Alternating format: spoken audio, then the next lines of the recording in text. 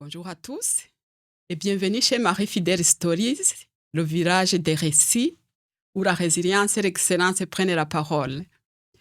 Aujourd'hui, je reçois Lynn et la liberté. Oui, la liberté. Vraiment, la femme, elle incarne son nom.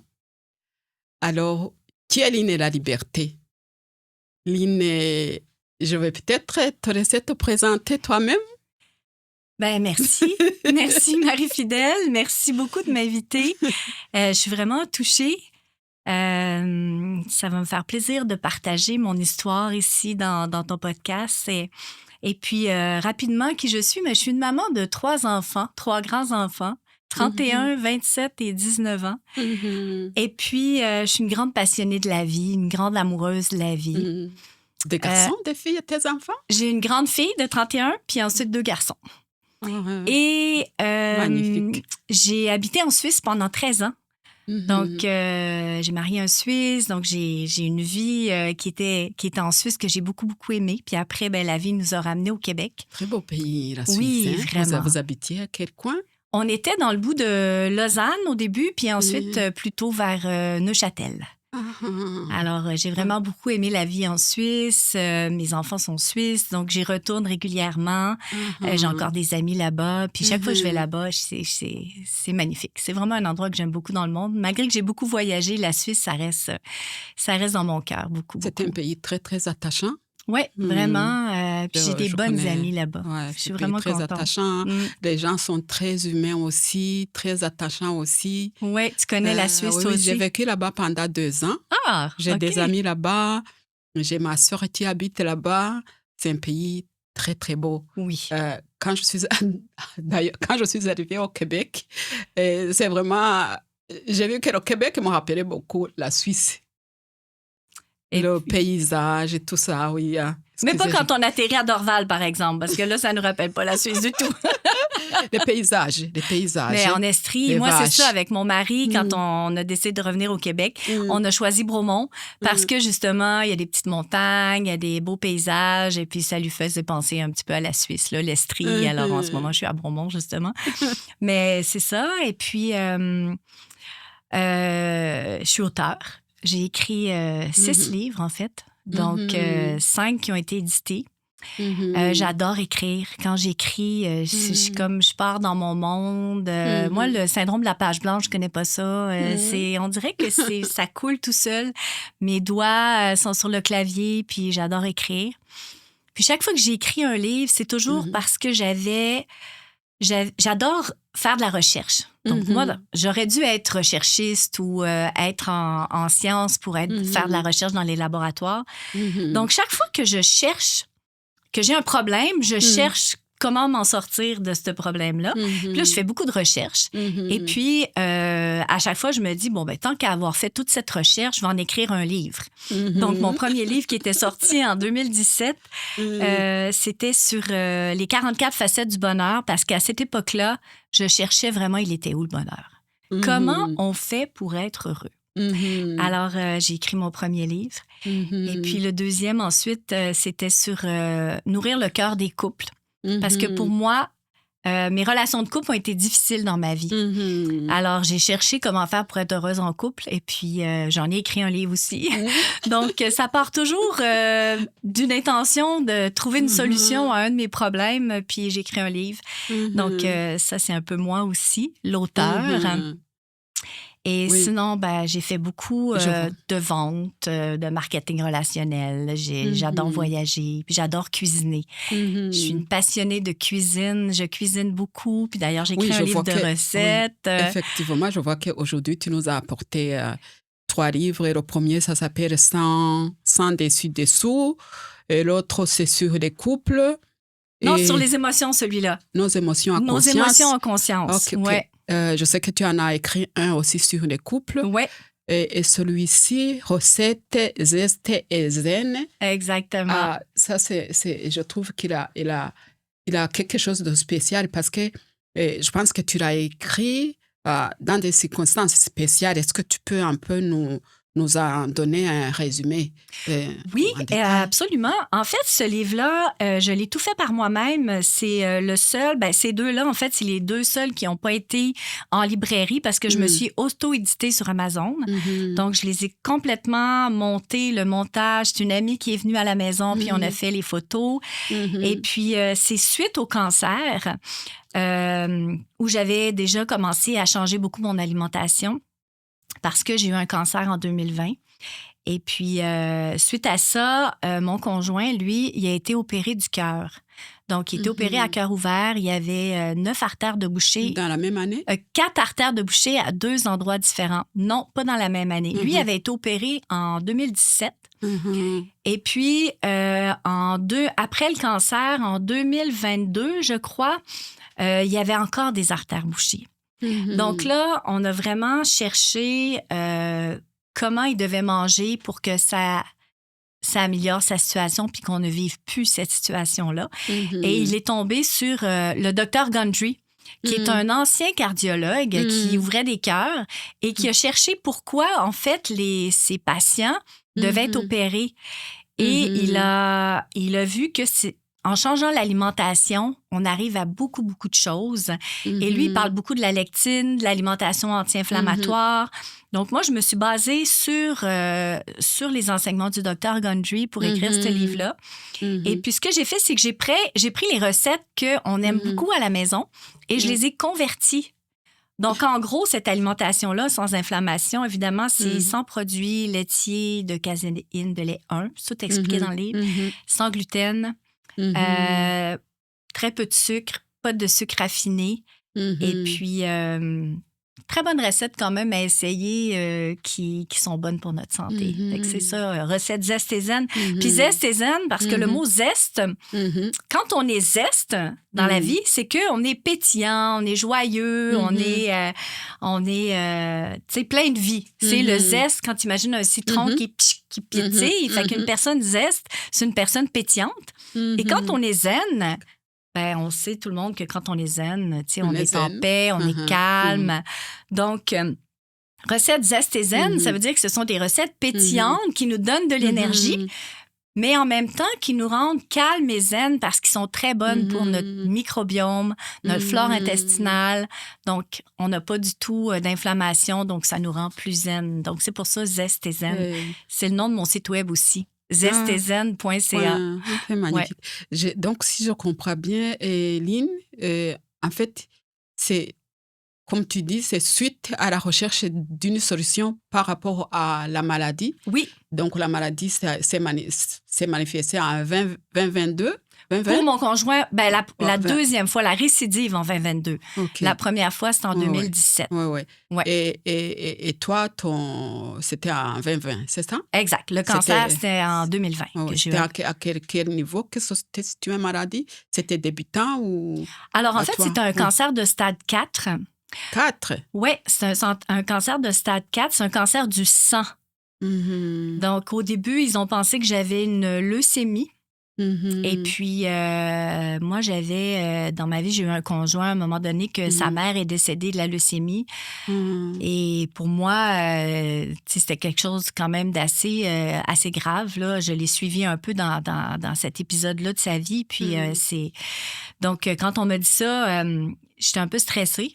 Ils ont fait plein de tests. Et puis, finalement, ça s'est avéré être un cancer du sang qui s'appelle un lymphome de la moelle osseuse. Okay. Donc, c'est un lymphome. Et puis, qu'est-ce que c'est? Comment qu'on s'aperçoit qu'on a ça? C'est qu'à un moment donné, on n'a plus d'énergie. Donc, je n'avais plus d'énergie. Je traînais la patte, moi qui est une personne zeste, pétillante, pleine d'énergie toujours. Là, j'en avais plus. Je marchais comme un zombie. Je traînais les pieds. Et puis, j'ai été un petit peu négligente parce que j'ai attendu trop longtemps pour aller à l'hôpital. Est-ce que je sais pas, le cancer du sein, c'est pas... Moi, d'après mes connaissances, c'est très, très limité. C'est pas une boule qui apparaissait au niveau du sein, ou bien? Non, le sang, S-A-N-G. Le sang, ok. Oui. S-A-N-G. Oui, le sang, pas le sein, le sang. Excusez. Oui, exactement. Donc, dans le fond, moi, c'est mon sang qui était mes globules rouges. Normalement, toi et moi, quand on est en santé aujourd'hui, nos globules rouges sont environ à 120. OK, on est autour de 115, 125. Et quand je suis rentrée à l'hôpital, mes globules rouges étaient à 44. J'étais presque morte, en fait. À 44, là, un petit peu plus. J'aurais attendu encore 24 heures pour me présenter à l'hôpital, puis je crois que j'aurais été morte. Est-ce que ça a rapport avec l'anémie ou bien? C'est comme de l'anémie, parce qu'au début, je pensais que je faisais de l'anémie, justement. Donc, j'ai commencé à aller chez Avril, chercher du fer. Je pensais que je manquais de fer, donc j'ai ajouté du fer dans mon alimentation, mais ça ne changeait rien. Puis, c'était la COVID à ce moment-là. Donc, pendant la COVID, les médecins ne nous recevaient plus en personne. Donc, on faisait un appel. Alors, moi, j'avais appelé mon médecin et puis là, elle m'avait demandé mes symptômes et tout. Puis là, elle m'avait dit, on va aller faire des prises de sang. Mais c'était très long. J'avais pris un rendez-vous pour aller faire des prises de sang. Puis, il y avait... Tout était au ralenti pendant la COVID. Donc, c'était très long. Puis là, je voyais que moi, je dégénérais vraiment beaucoup et que j'avais toujours pas... j'étais pas encore arrivée à mon rendez-vous. Donc là, je me suis dit, je vais appeler à l'urgence. Je vais appeler à l'urgence pour voir qu'est-ce que je peux faire. Et quand j'ai parlé c'est le 811, je pense qu'on appelle quand on est malade. La dame, elle m'a dit, madame, quand on n'est plus capable de faire notre journée normalement, on s'en va à l'hôpital. Fait que là, elle dit, vous prenez votre valise puis vous partez à l'hôpital. Puis pour te dire comment j'ai été négligente, j'étais tellement blanche à cette époque-là, là, quand j'avais le cancer. Là, je te dis, j'étais presque blanche comme la couverture de mon livre. Et puis, je me mettais de la crème bronzante pour pas avoir l'air blanche. Tu sais, j'ai comme pas allumé que d'être blanche comme ça, c'est qu'il y avait quelque chose qui fonctionnait pas, là. J'ai attendu. Puis là, à l'hôpital, quand ils m'ont vu comme ça, ils m'ont tout de suite pris en urgence. Ils m'ont fait passer des prises de sang et tout. Ils ont commencé à me donner du sang. J'avais des transfusions de sang parce que mon sang, il était vraiment... Fait que pendant des mois et des mois, j'avais 2 transfusions de sang par semaine pour pouvoir fonctionner parce que j'avais plus assez d'énergie, en fait. Fait que c'est comme ça que j'ai appris que j'avais un cancer du sang, un lymphome de la moelle osseuse, durant la COVID en 2020. Maintenant, quelle a été la prochaine étape? Est-ce que tu as été prise en charge par l'hôpital? Oui. Et puis, t'ont fait quoi? Chimio? Alors effectivement, d'abord, ils ont fait des prises de sang, mais là, ils ne savaient pas trop ce que j'avais. Comme je disais tantôt, ils ont pensé que j'avais la leucémie. Puis ils m'ont pris de la moelle osseuse. Puis là, ils ont envoyé en laboratoire ma moelle osseuse pour voir si c'était une leucémie et tout. Puis ils ont analysé ma moelle osseuse. Puis c'est là qu'ils ont vu que c'était un lymphome. Donc, à partir de là, les traitements ont commencé au mois de novembre. Moi, j'étais rentrée à l'hôpital en octobre 2020. Puis mon premier traitement de chimio, je l'ai eu à mon anniversaire en novembre 2020. Et puis, en permanence, j'avais en alternance chimio, immunothérapie, puis des transfusions de sang. Donc, j'ai eu ça j'ai eu 6 traitements à 3 semaines d'intervalle pendant, ça fait presque 6 mois, là, un petit peu moins. Oui, vraiment, c'était quelque chose. Donc, c'est suite à ça. Est-ce que si on fait, disons, on retourne en arrière, est-ce que tu penses que le fait que tu es arrivé à ce stade-là, avec cette maladie, est-ce que tu peux nous dire, est-ce que tu peux peut-être reconnaître et dire que je pense que c'est à cause de ça que j'ai eu ça? C'est sûr. Ça, c'est juste pour permettre à notre audience peut-être d'avoir juste une information par rapport vraiment à ton cas que je trouve quand même assez extraordinaire et puis inspirant. Pour dire à notre audience, le passé c'était comme ça a amené ici. Et puis après, maintenant tu vas nous dire vraiment concrètement comment est-ce que tu t'en es sorti, parce que c'est pas fréquent quelqu'un qui passe à travers le stade 4. D'après les informations que j'ai. C'est vrai. Oui. Est-ce qu'avant c'était comment? En fait, j'ai eu beaucoup de stress quand même dans ma vie. Oui. J'ai divorcé 2 fois, dont le deuxième divorce qui était très difficile émotionnellement. Ensuite, j'ai eu un autre conjoint avec qui j'ai eu mon petit dernier, 19 ans, qui m'a laissé quand mon fils avait 3 mois. Ouf!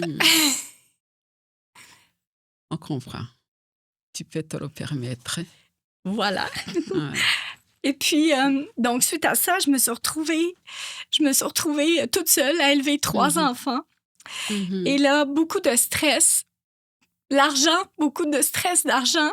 Mais moi, je suis une personne dans la vie qui est toujours positive.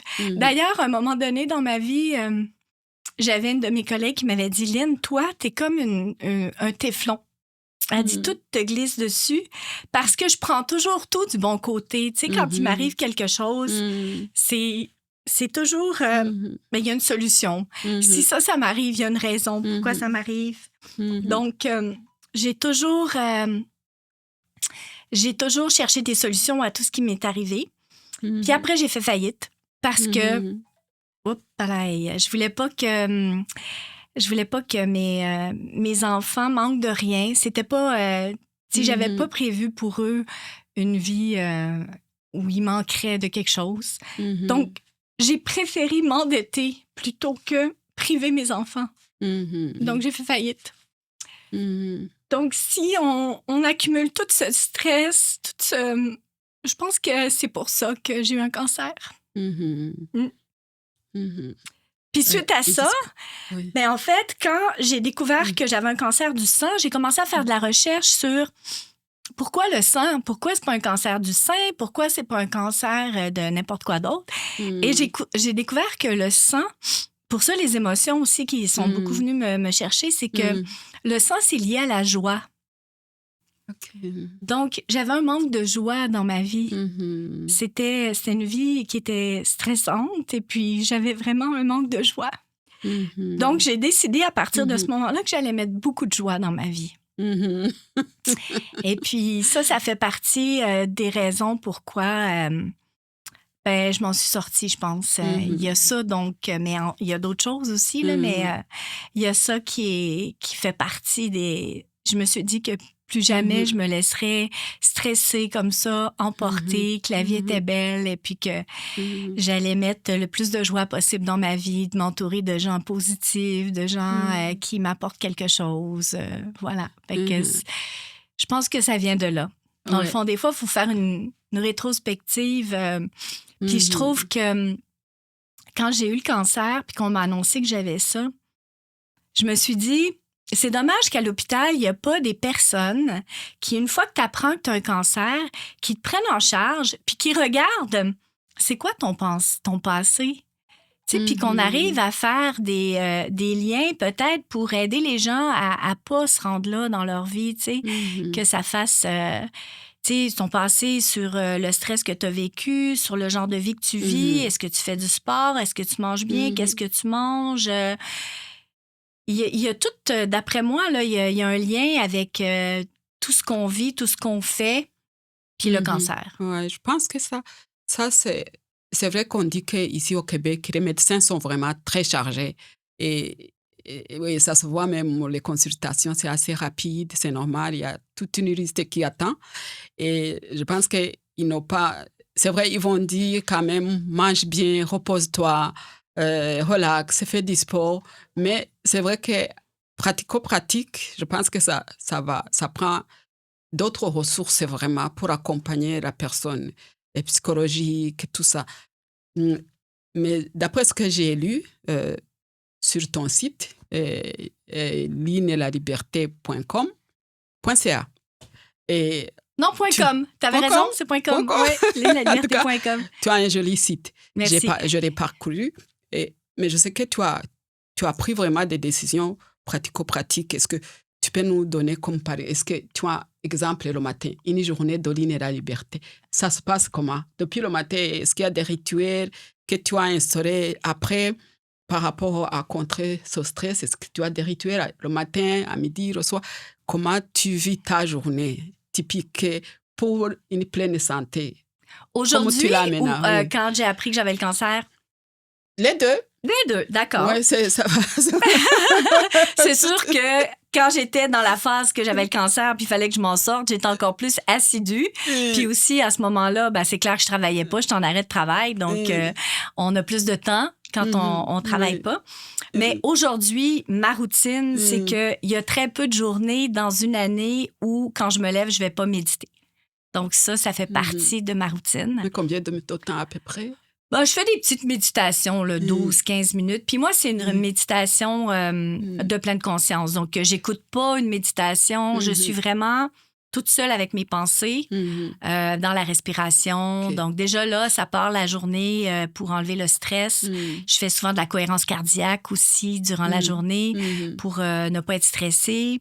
Je vais marcher. Donc, c'est important. J'adore marcher. Donc, je vais marcher, je vais prendre l'air. Je m'entoure de gens positifs. Puis, je fais des choses que j'aime. Donc, danser, etc. Alors, je fais vraiment... puis, je mange bien. Ben, c'est sûr que mon alimentation a complètement changé. Tu as écrit sur ça, c'est magnifique. Et selon toi, qu'est-ce que tu appelles bien manger? Alors, écoute, on va recommencer par le cancer. Pourquoi j'ai changé mon alimentation, si tu veux bien? Ouais, okay. Parce que quand j'ai appris que j'avais le cancer, en fait, j'ai fait de la recherche sur qu'est-ce qu'il fallait faire pour s'aider au niveau de l'alimentation. Et c'est là que j'ai appris que le cancer aime beaucoup le sucre. Donc, à partir de ce moment-là... Quel que soit le cancer ou bien juste celui que tu avais? Non, les cancers en général, ce que j'ai lu, moi, je suis pas médecin, mais je m'intéresse beaucoup à la santé. Alors, c'est ce que je dis, il faut peut-être pas le prendre comme... Mais moi, c'est mes recherches à moi, c'est moi. Et puis, ça m'a aidé moi. Donc, j'ai coupé tous les sucres, en fait. Tous les sucres raffinés. J'ai coupé tous les sucres raffinés de mon alimentation. Et j'ai coupé tous les gluten de mon alimentation. Donc, dans les gluten, il y a beaucoup de glyphosate qui sont utilisés, surtout en Amérique du Nord, plus qu'en Europe, qui sont utilisés pour... faire grandir, pour fertiliser, pour tuer les mauvaises herbes. Les glyphosates, c'est pour tuer les mauvaises herbes, pardon.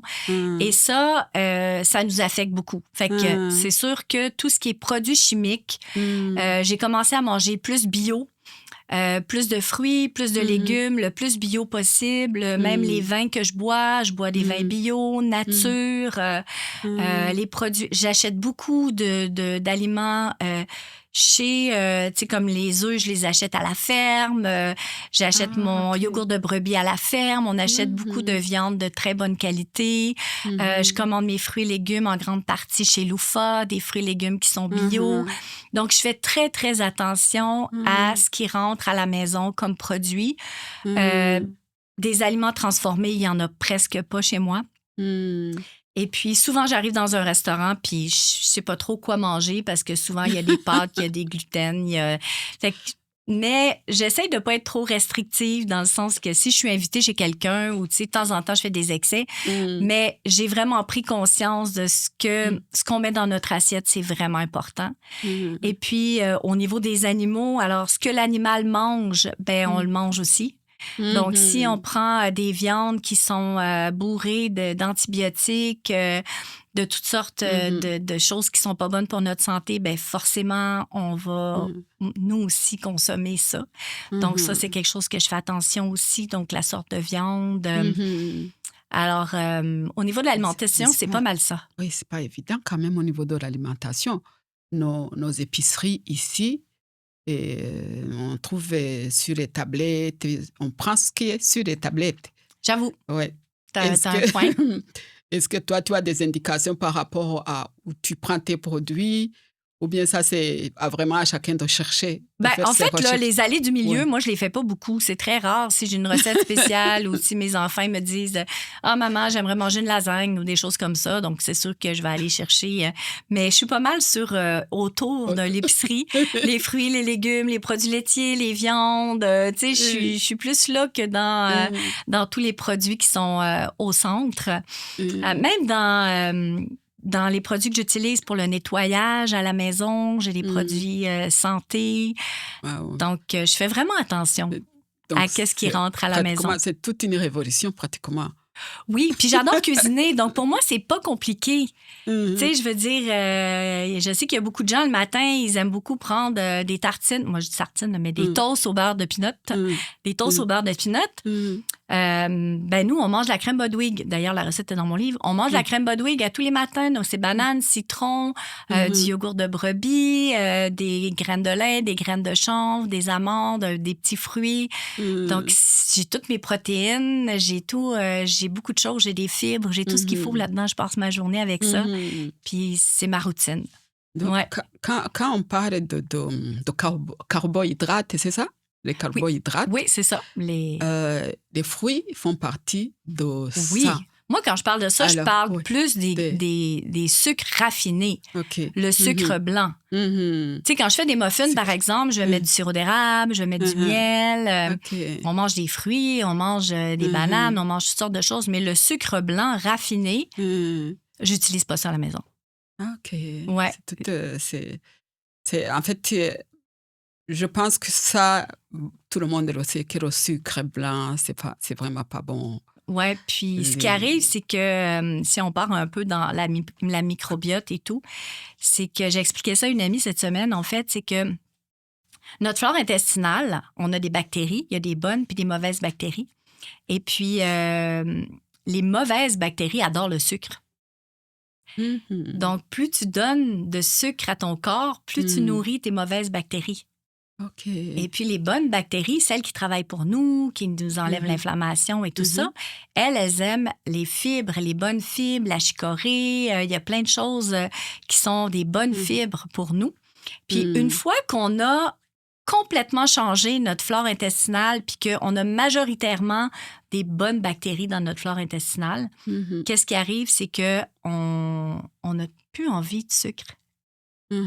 Parce qu'on a nos bactéries, c'est pas ça qu'ils demandent à manger. Fait qu'on n'a plus ces fringales de sucre-là. Fait que ça prend un petit passage, en fait, pour changer ta flore intestinale. Mais une fois que tu as changé tes bactéries, que tu as des bonnes bactéries, les demandes de sucre de ton corps, il y en a plus. Il y en a beaucoup moins parce que notre cerveau a besoin de sucre. Donc, il se nourrit de sucre, fait qu'il en faut des glucides. Je dis pas que j'enlève tous les glucides de mon alimentation, mais j'enlève le sucre raffiné. Fait que c'est ça le gros changement. Et donc, après ça, donc, tu as vraiment changé tout. Pratiquement le côté spirituel, le côté alimentation, sport, tout ça. Puis, donc, ça fait combien de temps que tu n'as plus cette maladie en toi? Tu dis que c'est fini? En fait, moi, je suis rentrée à l'hôpital en octobre 2020 et je suis retournée travailler en juin 2021. Puis à ce moment-là, le médecin, elle m'a dit que c'était terminé jusqu'à la prochaine fois. Puis moi, je lui ai dit, non, je suis guérie. J'ai dit, je suis guérie.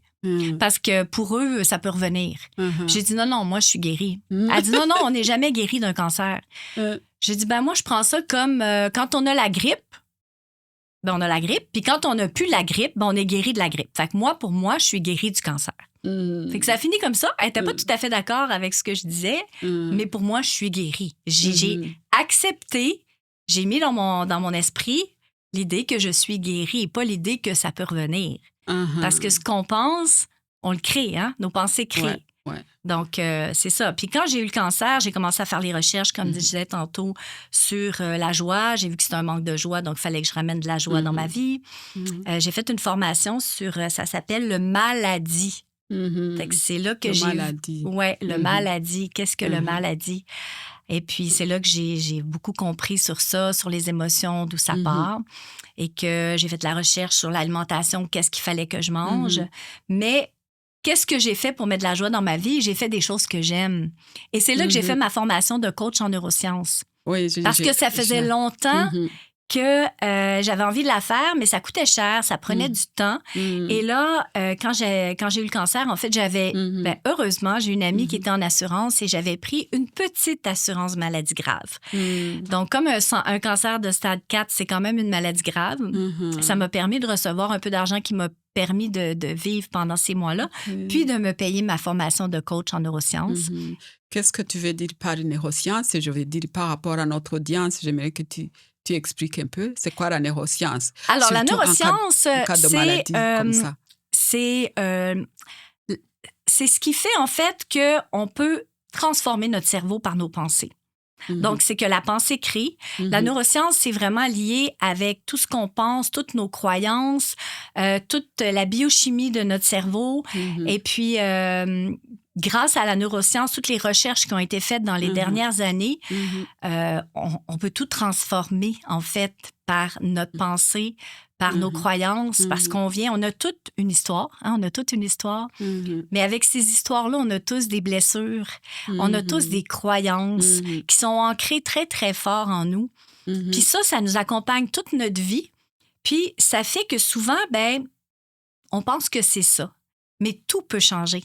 Je veux dire, si on... Moi, je suis une fanatique du docteur Joe Dispenza. Je ne sais pas si tu connais le docteur Joe Dispenza. Je le connais, j'ai lu ses livres. Et puis, d'ailleurs, pendant que j'avais le cancer, donc je faisais ces méditations, je méditais 1 heure par jour avec le docteur Joe Dispenza parce que lui, il s'est guéri d'un accident où il s'était cassé des côtes et tout, puis les médecins disaient qu'il ne remarcherait plus jamais. Puis, grâce à la méditation, mais qui est aussi une forme de neuroscience parce que tu travailles ton cerveau, tes pensées et tout ça. Il a réussi à se guérir. Fait que j'ai fait ça aussi. Je suis même allée faire une formation pour devenir professeure de méditation, pour comprendre la méditation puis être capable de bien méditer.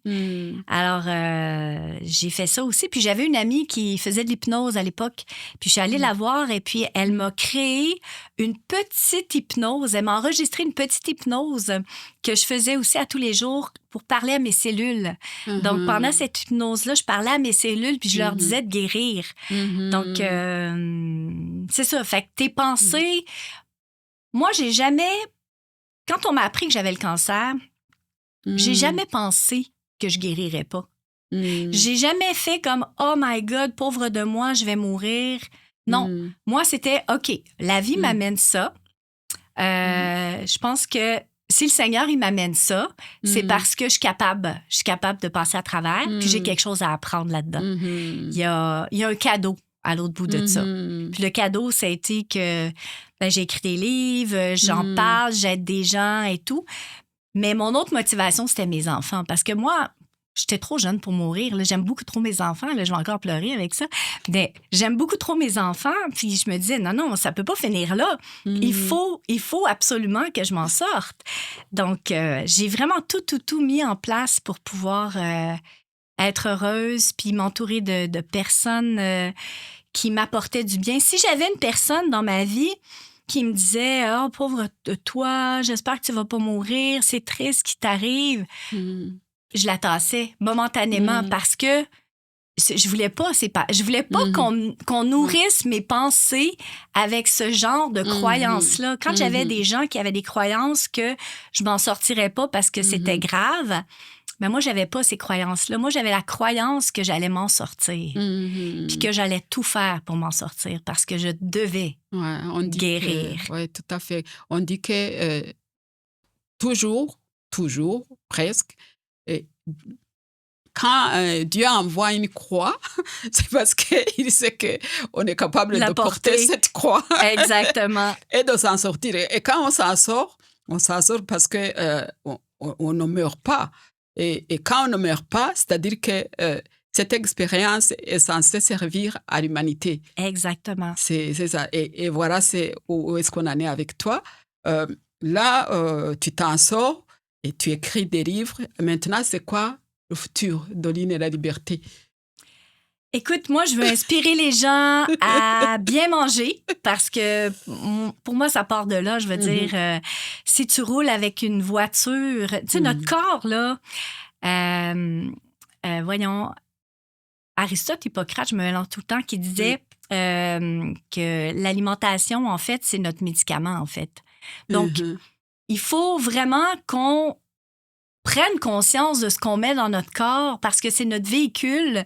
Puis plus on va bien manger, puis plus on va mettre des bonnes choses dans notre corps, plus on va vivre longtemps. Je crois qu'on peut vivre très, très longtemps, qu'on peut être en santé longtemps si on fait attention. Ça part de là, ça part... Tu sais, je vais pas mettre du diesel dans ma voiture qui roule à l'essence régulière et vice-versa. Donc, nous, on a été créés pour mettre des bons aliments dans notre corps. Puis malheureusement, la technologie, tout ça a amené le fast-food, a amené de la nourriture rapide et tous les gens ont oublié de cuisiner, de prendre des bons aliments. C'est rendu qu'on se dépêche, on prend plein de choses.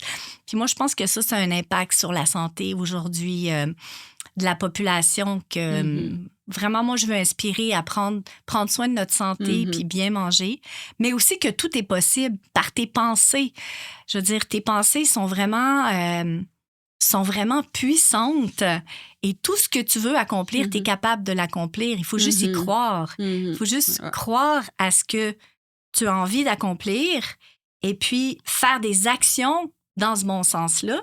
Puis, il n'y a pas rien qui va changer dans ta vie s'il n'y a pas des choses qui changent, en fait. Tu ne peux pas arriver à quelque chose de différent si tu ne changes rien. Fait que c'est... Puis là, je suis passionnée quand je dis ça, là, parce que c'est vrai que, tu sais, les gens, ils veulent avoir une vie différente, mais ils ne veulent pas changer. Tu sais, j'ai même des gens dans ma vie qui me disent « Non, c'est impossible de changer. » Voyons, c'est impossible de changer. Si tu décides que tu vas changer, ben tu peux changer. Il faut juste décider qu'on va changer. Il y a quelqu'un qui a dit que si on fait la même chose de la même façon, on aura toujours les mêmes résultats. Ben oui. Donc, au départ, ça prend que de changer certaines actions et ça suit. Et on sait, comme toi, tu l'exprimes bien, le premier changement, ça se passe à l'intérieur de nous.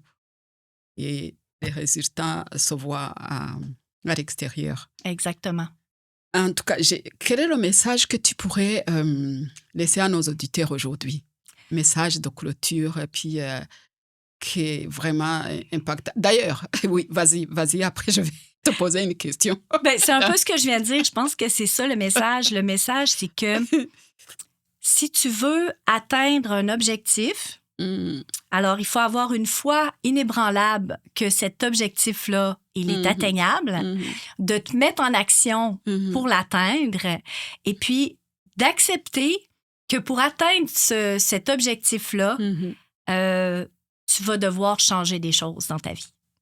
C'est vraiment ça le message, en fait, que j'ai envie, que ce soit un cancer, que ce soit n'importe quelle chose qu'on a dans la vie, que ce soit ta relation de couple, que ce soit n'importe quoi que tu as envie d'atteindre. Je pense que c'est ça l'équation. Je sais que présentement, avant-dernière question, je sais que tu t'en vas vivre dans le sud. Ben, pas vivre carrément, là, mais je vais voyager beaucoup, dans le fond. Je vais voyager parce que là, j'ai laissé mon emploi cette semaine. Je vais travailler avec mon conjoint qui a besoin de moi au niveau de l'administration et tout ça. Puis lui, ben, il est amené à voyager beaucoup pour son travail. Donc, c'est vrai que là, je pars pour la Floride la semaine prochaine pour 10 jours. Puis ensuite, on va passer 3 semaines au Costa Rica. Puis l'hiver prochain, je devrais aller en Inde. Ça, c'est encore pas... on n'a pas les billets d'avion, mais c'est prévu. Alors, oui, j'ai la chance que je vais pouvoir beaucoup voyager. Puis, il veut que je l'aide à écrire son histoire à lui aussi. Donc, je vais écrire un livre, je vais écrire l'histoire de mon amoureux. C'est magnifique. Ouais. On va mettre le lien en dessous de la vidéo pour ton site Internet. Merci beaucoup. Comme ça, si les gens veulent te contacter pour du coaching ou bien pour autre chose. Parfait, avec joie. Plus de questions, ils auront le lien. Avec joie. Juste une question qui n'a rien à voir avec l'île et la liberté. Est-ce qu'il y aurait un lien de famille entre toi et le célèbre Guy la liberté? Non! Non, il n'y en a pas du tout. Il n'y en a pas du tout? C'est comme ça. Puis mon fils, c'est un Dion, puis il n'y a pas de lien avec Céline Dion non plus. Peut-être très, très loin. Mais lui, en fait, son nom de famille, c'est Dion la liberté. Donc, il est quand même, il vient quand même bien comme nom de famille. Des bons qui traînent une histoire. Oui, exactement. Des histoires. En tout cas, Line, je te remercie beaucoup. C'est moi qui te remercie. C'est bienvenu, mais sinon, je te remercie vraiment pour avoir répondu à notre invitation. Ton expérience, ton parcours, vraiment, je sais qu'il va inspirer beaucoup de gens. Et en plus, tu as tout ce qu'il faut pour les gens qui veulent aller plus loin.